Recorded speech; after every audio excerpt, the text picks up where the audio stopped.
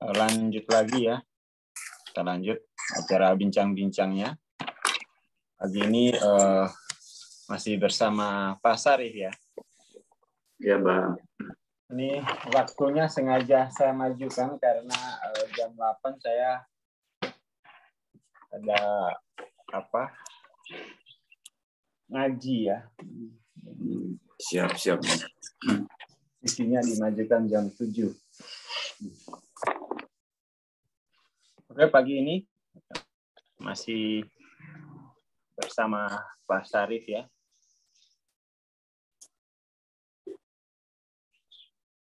Wah, besar nih, mantap nih. Ini power force dalam bahasa Arab ya.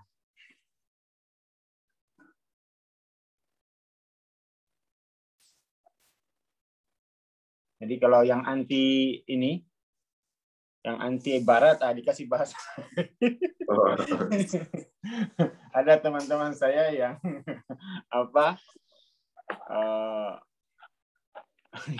nggak mau belajar Hawkin karena pakai bahasa Inggris. Oh, gitu. Tapi kalau pakai bahasa Arab mau. Iya. Alasannya kalau pakai bahasa Inggris dia nggak bisa konfirmasi apakah itu benar atau salah gitu ya. Iya. Tapi kalau bahasa Arab dia bisa bahasa Arab dan ini banyak disebut di Quran tuh. Banyak disebutkan di Quran gitu. Jadi ini bagus juga ini katanya. Iya. Seperti itu. Jadi misalnya jadi 500 ya. 500 itu kan cinta. Hub ya. Terus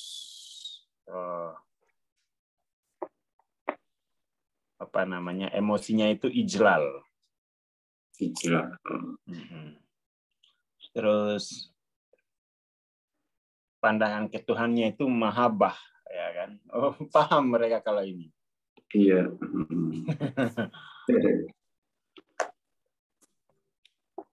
Iya, bagus, Bang. Iya. Dari keterhubungan dari aspek bahasa. Iya, dari aspek bahasanya mereka inilah ya. Dari aspek bahasa itu merasa aman gitu ya. Iya. Tapi kalau bahasa Inggris kita nggak menguasai sastra Inggris, nanti kita dibawa kemana katanya. Ya. Itu salah satu keunikan. Salah satu keunikan pembelajar peta kesadaran di Indonesia ya. Iya. Nyaman pakai bahasa Arab katanya. Oke, kita lanjut ya. Kita lanjut.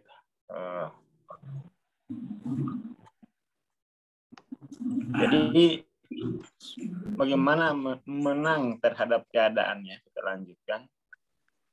Maka kemenangan itu ada prinsipnya ya. Untuk menang itu dia harus ada prinsip. Jadi kemenangan itu sesuatu yang memiliki keteraturan.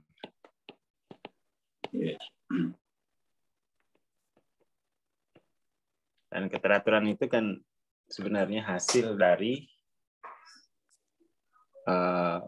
prinsip ya. Ya. Prinsip yang kita gunakan ya. Efek dari situlah keteraturan itu. Jadi kalau kita nggak ada prinsip atau prinsipnya tidak memadai, itu kita pasti kacau. Itu pasti kacau. Itu poinnya. Jadi kalau masih kacau, itu berarti ciri-ciri pemahaman pada prinsip itu belum dikuasai. Maka kembali lagi dalami prinsip. Itu satu ya. Yang kacau diatasi dengan prinsip. Terus yang gelap ya. Jadi jiwa itu kan keadaannya kacau, gelap.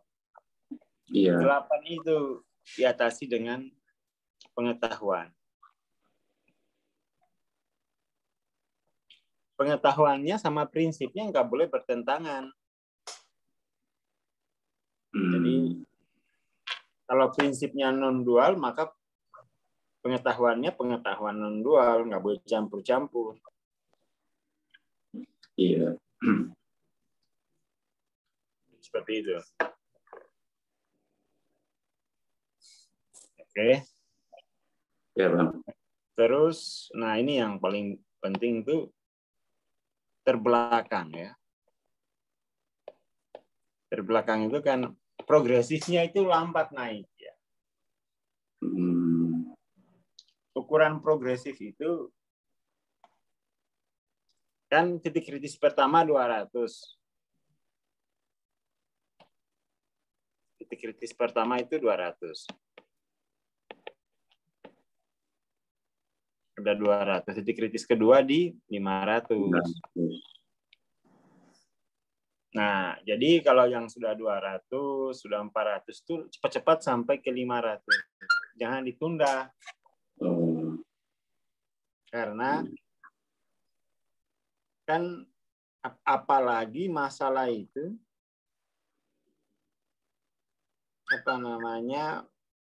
terjadi pada saat misalnya di 400, berarti itu memang harus buru-buru ya. Harus buru-buru naik ke 500, titik kritis kedua. Nah, seperti itu. Jadi kalau terbelakang, itu maka lakukan percepatan. Terbelakang itu maksudnya gimana? Ketidaktahuan atau apa ini? Terbelakang itu apa ya? LOC-nya itu rendah. Oh, gitu. Di LOC itu dia bermasalah, ada masalah gitu ya. Tidak kreatif di LOC itu. Iya. Maka itu harus segera buru-buru naik ke 500. Mbok ya caranya belajarnya ya. Kan sudah ada prinsip-prinsip, sudah kita kuliahkan banyak seri lah ya. Di buku Power Force itu paling banyak bahas prinsip-prinsip. Iya. Terus kalau soal pengetahuan dualitas, ini kan ada di buku TLOC. Nah, soal terbelakang ini, percepatannya ini kan memang harus beda kasus ya. Iya. Beda kasus. Nanti kemudian yang keempat, keadaan jiwa itu terpuruk ya. Oh. Kalau yang terpuruk itu harus ditolong. Iya. Harus ditolong. Ya. Mungkin ya pertolongan pertama material, tapi pada akhirnya kan begini, kadang-kadang tuh kita menolong orang itu salah juga menolongnya gitu ya. Oh. Saya melihat banyak teman-teman saya begini, mereka datang ke saya ya, Iya. teman-teman bisnis gitu, datang ke saya tuh pertama tuh ya sudah sini kita ngopi-ngopi dulu. Kalau kemudian ngobrol-ngobrol kan tahu keadaannya terpuruk. Lalu kemudian tuh mereka mengambil jalan bahwa mereka harus ditolong. Nah, level menolong itu level paling pertama itu materi. Level materi ini paling pertama. Kalau memang itu mengancam keselamatannya maka dibantu secara materi. Tapi ini level bawah materi itu. Iya. Yang kedua itu kita bantu dia dengan memberikan perhatian pada dia. Kayak misalnya pengemis itu yang kita kasih materi aja, tuh perhatian nggak ada kita. Iya. Ya kan? Ya, kita memberi perhatian dan waktu kita untuk dia. Padahal dengan memberi perhatian dan waktu kita akan mengerti kerentanannya dia, ya kan? Betul.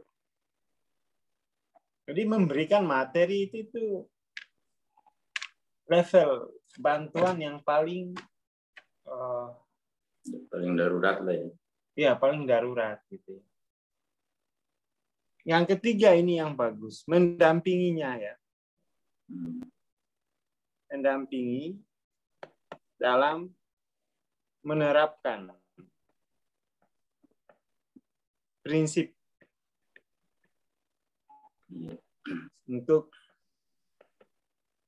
menolong dirinya sendiri, menolong dan mensupport dirinya sendiri. Ini yang paling tinggi. Ini membuat dia freedom, ya lah? Iya. Ini membuat dia freedom. Nah,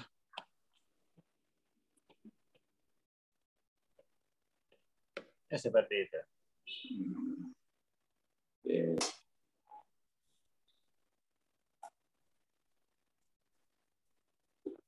Jadi kalau hanya materi ini bisa ketergantungan seumur hidup.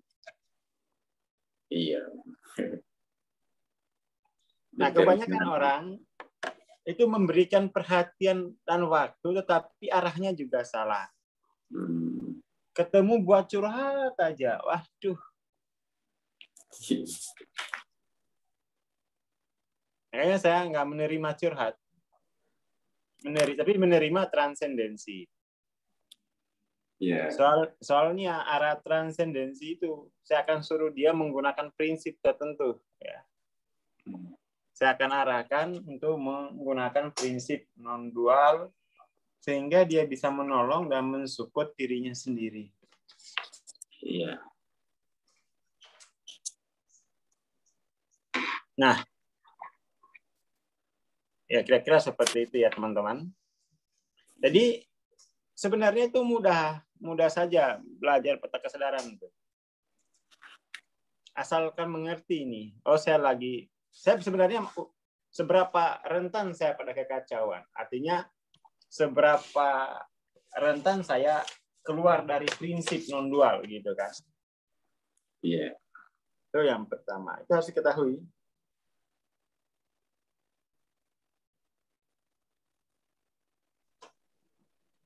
Yang kedua, seberapa luas pengetahuan saya ya tentang diri saya gitu ya.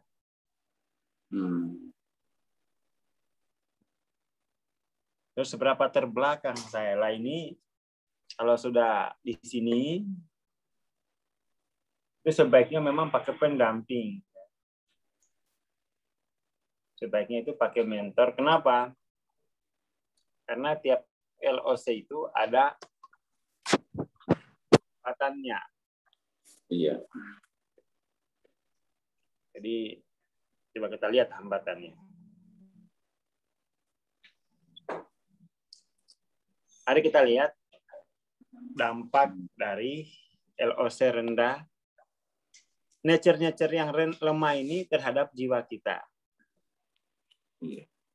Yang kalau masih di bawah 200, maka nature-nature yang lemah ini itu sifatnya self-attack ya. Dia akan menyerang diri kita sendiri. Iya. Oke. Kalau masih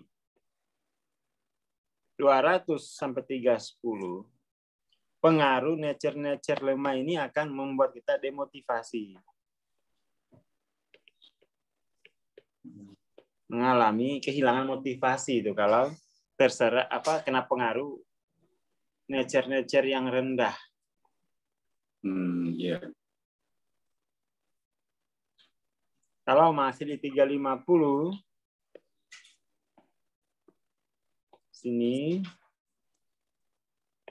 sinilah ya.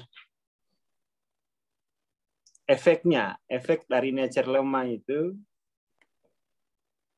ya, itu adalah keengganan untuk memperluas relasi. Keengganan meningkatkan kualitas relasi.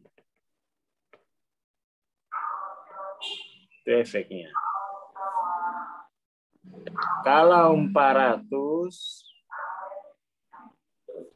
efeknya itu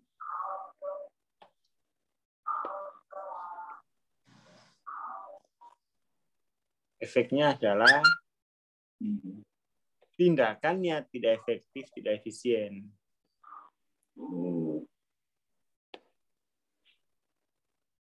Yang tidak efektif, tidak efisien. Iya. Meliti terus. Lah kapan majunya? Gitu. Iya.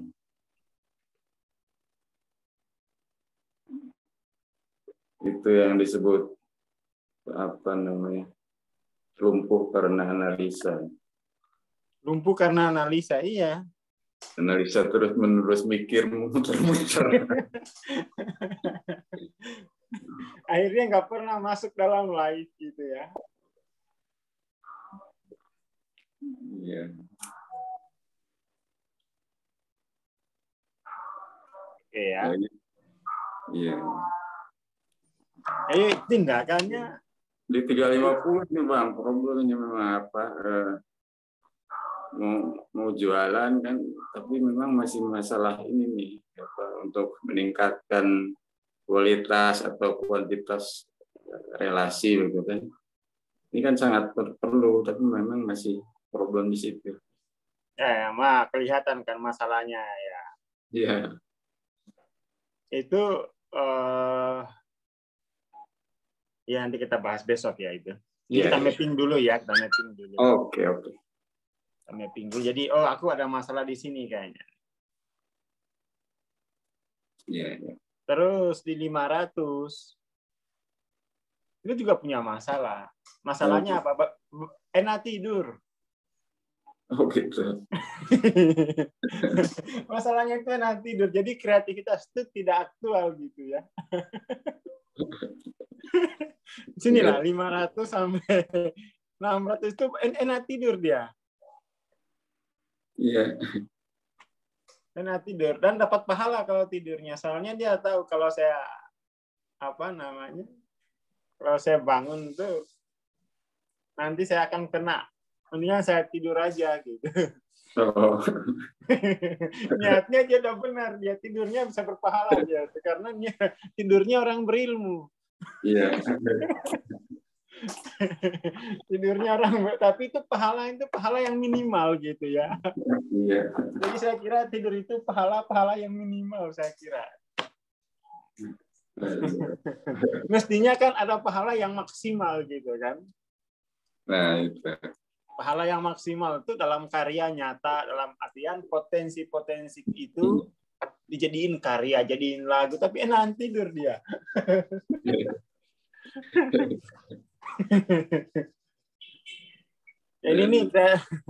Ini kemudian tuh kreativitasnya ya apa ya? Tidak sia-sia sih. Kreativitasnya itu tidak aktual. Tidak aktual. Kayak dukun. Kreativitasnya ya hanya, padahal dia punya source-nya besar. Iya. Tapi pengaruh 20 sampai 175 itu sampai ke sini-sini loh. Dalam bentuk kreativitasnya tidak aktual. Oh, iya. Nah, selesai kalau dari sini. Selesai ini kalau di sini. Iya. Jadi pengaruh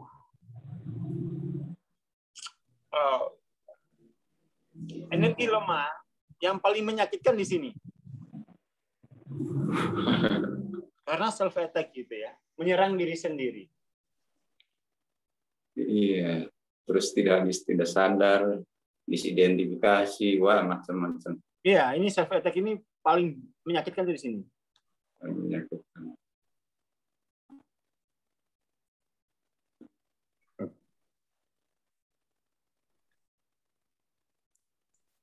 Seperti itu. Iya. Nah, di level 200 sampai 310 memang itu tidak menyakitkan, tidak lagi begitu menyakitkan, tetapi demotivasi gitu ya. Iya. Demotivasi itu kan tidak sakit, itu enak. Demotivasi itu ya kurang energi. Iya. Kurang energi untuk mempercepat evolusinya gitu ya.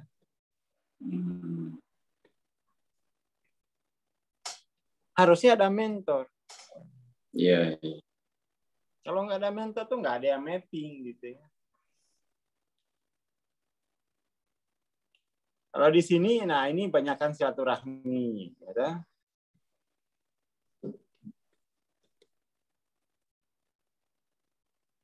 Enggan untuk silaturahmi, enggan untuk berinteraksi secara sosial. Iya. Kenapa? Saya masih pengaruh energi lemah.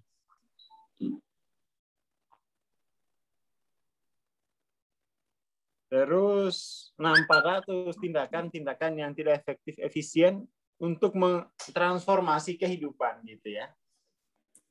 Tidak efisien untuk mentransformasi dunia. Iya. Nah, kalau ini banyak tidur. Itu pahala minimal berarti dia pahala minimal ya. Itu poin-poinnya. Jadi itu pengaruh energi force pada setiap dimensi ya, progresif kesadaran ya. Iya. Seperti itu.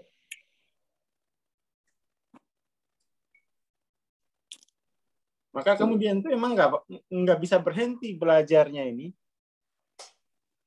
nggak bisa berhenti. Nggak bisa Jadi berhenti. harus perjalanan harus diteruskan kan? Iya. Sampai selesai. Selesai. Ya kan? Kalau enggak kan dia menderita lagi. Tapi memang penderitaannya tidak dalam bentuk self attack. Tapi kalau di 500 itu kehidupan itu ya seperti gitu-gitu aja, nggak ada progresivitas peradabannya gitu ya. Lama-lama banyak kejenuhan, banyak yang bunuh diri. Di 500? Enggak. Dia akan menyaksikan orang-orang yang kan harusnya dia nih yang berperan besar kan.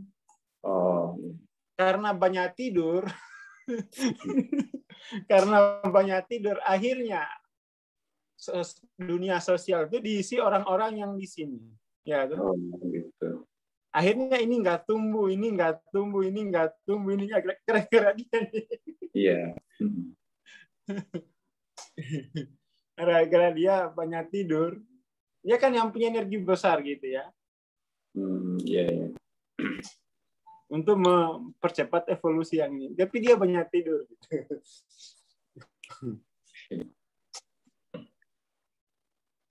Seperti itu. Nah, dari sini kan ini apa namanya, bisalah kita memetakan saya di mana sebenarnya. Seberapa sering saya menyerang diri saya sendiri, self attack-nya gitu kan. Iya. Tapi kalau di 400 itu self attack itu menjadi ini loh. Terus melakukan tindakan yang tidak efektif, tidak efisien itu ini bentuk menyerang diri. Tapi dia sudah tidak kelihatan menyerang diri gitu ya.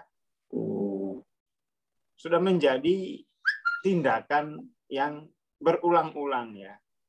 Iya. Sudah menjadi trial error yang lama gitu ya. Gitu. Trial errornya terlalu lama. Kenapa nggak mau sewa mentor? Iya. Makanya di barat itu kayak mentor gitu mahal. Kenapa? Itu mengurangi waktu trial error. Iya.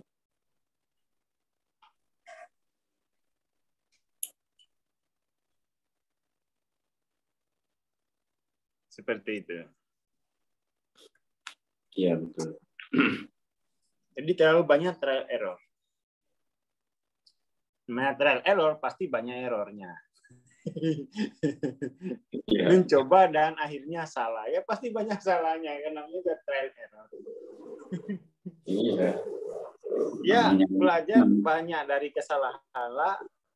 Makanya kan ada gerakan apa namanya itu, tuntaskan apa namanya ya, selesaikan kegagalan itu di waktu muda.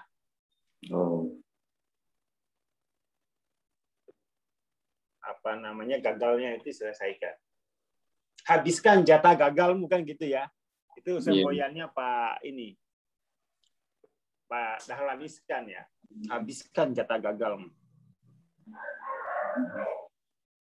Iya.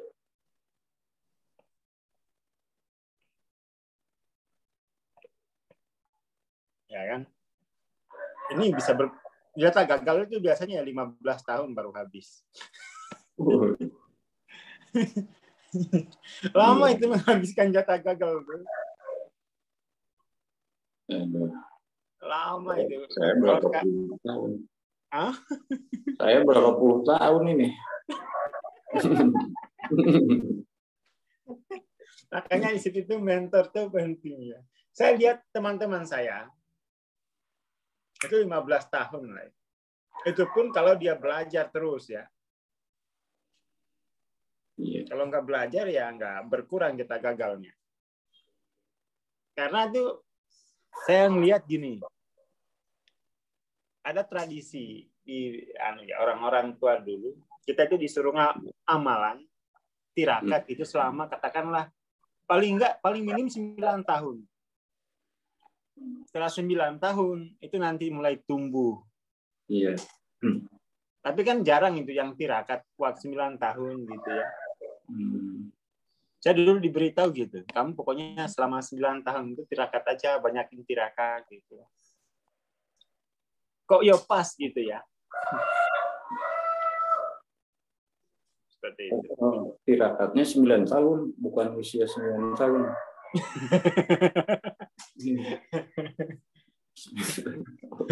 Karena memang kalau sendiri ya tidak intensif. Ini kan orang bisa seumur hidup di sini nih. Iya. Bisa seumur hidup di sini gitu kan. Tapi kalau punya mentor saya kira ya 2 tahun 3 tahun lah. Itu udah selesai jatah gagalnya.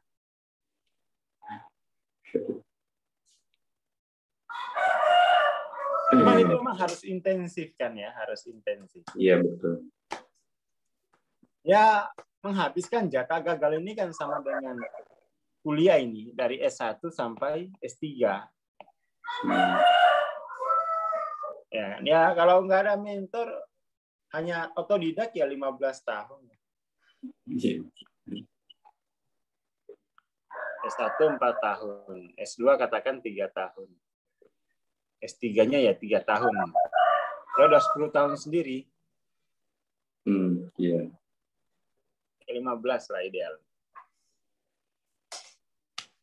Itu evolusi semacam itu ya. Jadi pagi ini kita mapping ini dulu aja ya Pak ya. Iya Pak. Kita mapping ini. Nah, Pak Sarif kan LSA-nya di 400 toh. Iya. Itu nanti berarti ya tindakan-tindakannya tidak efektif untuk mentransformasi dunianya. Nanti tidak efektifnya itu di mana? Itu kan ada terkait dengan di bawahnya juga ya, Bang. Kalau di 400 tuh dia ini yang di bawah ini sudah dia masuk ke wilayah 400, dia menjadi apa gitu ya? Tersublim ke 400 itu lalu menjadi apa gitu. Iya. 410, 415, 420, 425, 430, 435. Ini beda pengaruh force tuh pada 400 tuh berupa apa ya? Lambat. Dia lambat mengumpulkan data gitu ya. Iya. Seperti itu. Kalau di sini itu terlalu fokus pada sistem.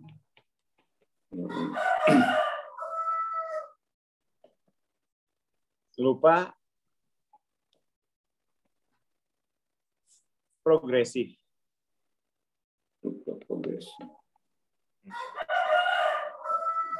Sistem ini kan apa ya?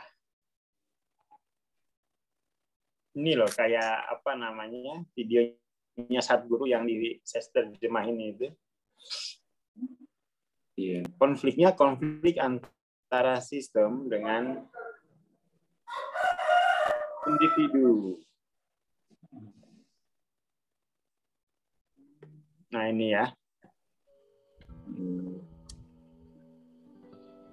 Well, society should not decide individual human consciousness. Human consciousness should shape the society. This is only possible. Right now, human beings have become slaves of the social structures, not understanding or completely forgetting all social structures were made for human well-being. The possibility of human consciousness determining the social structure will only happen when you take charge of your karma. That is, your thought process, your emotion, your energetic activity, and of course your physical action, which is a consequence of these three. If these things are completely conscious, then you will definitely craft a society based on human consciousness.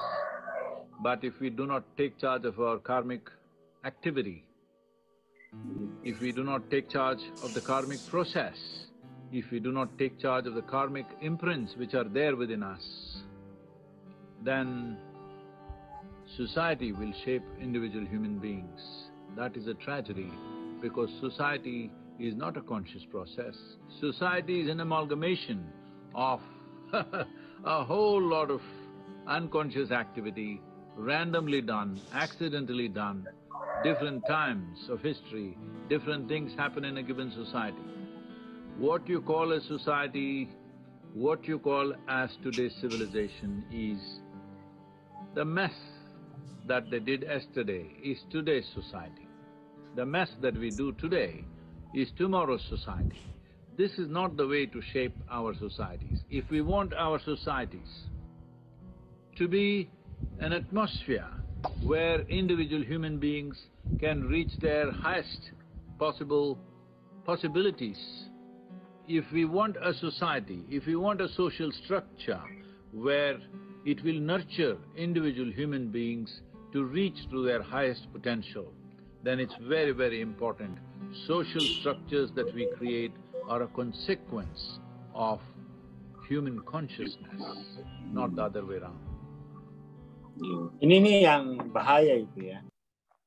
Masyarakat kita itu, terutama masyarakat yang terpelajar ya, dari kalangan terpelajar.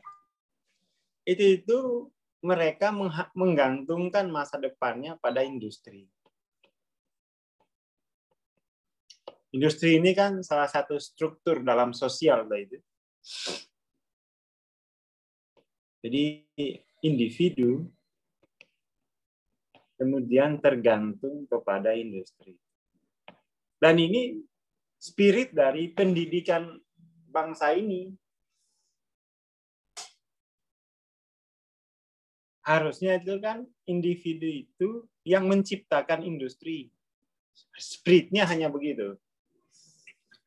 Tapi karena orang-orang sekolah itu biar kemudian bisa adaptasi dalam industri, nah itu yang bisa menjadikan penjelasan kenapa angka pengangguran dari sarjana itu lebih besar daripada jumlah jomblo di Indonesia gitu ya. Jadi lebih banyak pengangguran karena mindset ya, seperti yang diterangkan tadi oleh Satguru, individu selamanya akan tergantung kepada struktur sosial sampai individu tadi tercerahkan.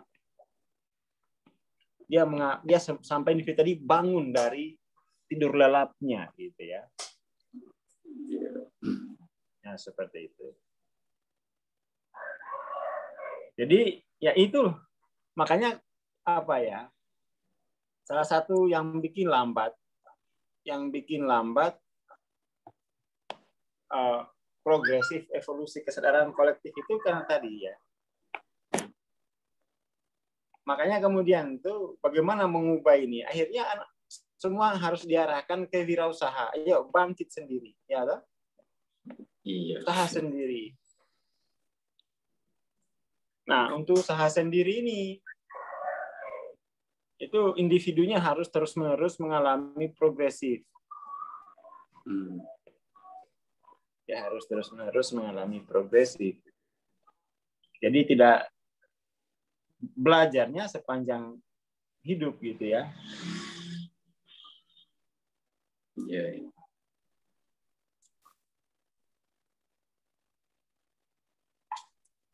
Seperti itu. Jadi yang dimaksud terlalu fokus pada sistem itu karena terpengaruh oleh tadi struktur masyarakat sosial.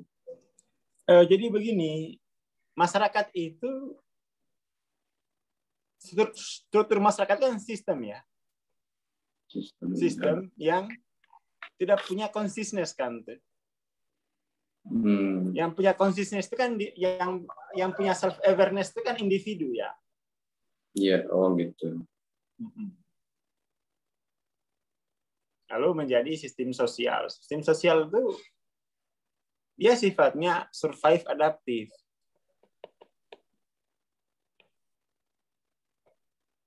Tergantung pada kreativitas orang-orang yang ini gitu kan. Iya. Bayangkan bangsa Indonesia itu kalau misalnya tidak ada industri, wah itu nggak punya kemampuan dia. Ya kan? Iya. Kita periksa saja misalnya isi rumah kita itu kebanyakan barang-barang luar kayak dari tusuk kuping sampai kaos kaki gitu kan. Itu buatan Cina semua. Iya. Itulah kemudian tuh yang saya lihat ceramahnya Habibie gitu ya. Saya lihat ceramahnya Habibie, dia akan gatal sekali itu untuk membangun industri. Kenapa? Biar individunya itu punya lapangan kerja, punya ruang untuk mengaktualkan potensinya, untuk menempah kesadarannya gitu kan. Iya. Itu Habibie waktu itu memperjuangkan itu. Jadi kalau iya betul harganya murah, tetapi kesadaran masyarakat itu nggak ada tempatnya untuk evolusi. Kenapa? Nggak ada industri. Semua kita nerima barang jadi impor ya kan. Jadi itu pada akhirnya masyarakat kita ya nggak maju-maju kesadarannya. Kenapa? Ya nggak pernah ditempah, nggak ada ruangnya gitu ya. Salah satu ruang yang bisa menumpah evolusi kesadaran individu itu kan industri tadi. Di industri ini kan dia masuk, dia bisa belajar di situ kan. Iya. Di kita kan orang belajar tuh hanya di kampus gitu kan. Hanya di kampus. Dan kampusnya masih prinsipnya prinsip dualitas. Akhirnya juga ya karena prinsipnya dualitas yang penting bisa survive lah, bisa adaptif. Kreativitasnya tidak terlalu. Saya membayangkan ya kalau setiap tahun itu mahasiswa yang lulus LOC-nya 500. Supaya apa itu ya? Ya kan 4 tahun S1 tuh.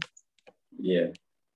Bisa lah itu ya. Setiap guru mengajarkan mata kuliah yang arahnya menuju progresif 500 gitu ya. Iya. Itu kan keren ya. Mungkin 50 tahun lagi. Ada sistem begitu ya.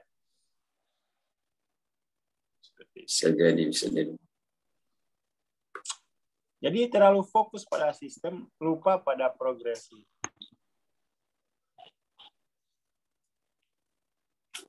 Gitu. Jadi kalau fokus pada sistem itu kayak teman saya. Setiap pagi yang dia harapkan pertama mudah-mudahan ada lowongan kerja. Doanya itu ya Allah pokoknya ini saya butuh lowongan kerja. Kenapakah doanya itu ya Allah mampukan saya membuat lapangan kerja. Ini nggak mau dia doanya. Ya itu tadi karena ya fokus pada sistem ya lupa progresif. Ya seperti yang diinikan Sadguru tadi ya. Mungkin teman-teman bisa lihat lagi itu. Ini bisa jadikan mata kuliah saya kira untuk mata kuliah kewirausahaan. Pembukaannya itu gini ya, keren ini. Ya kan? Nah, coba kita nonton lagi ya.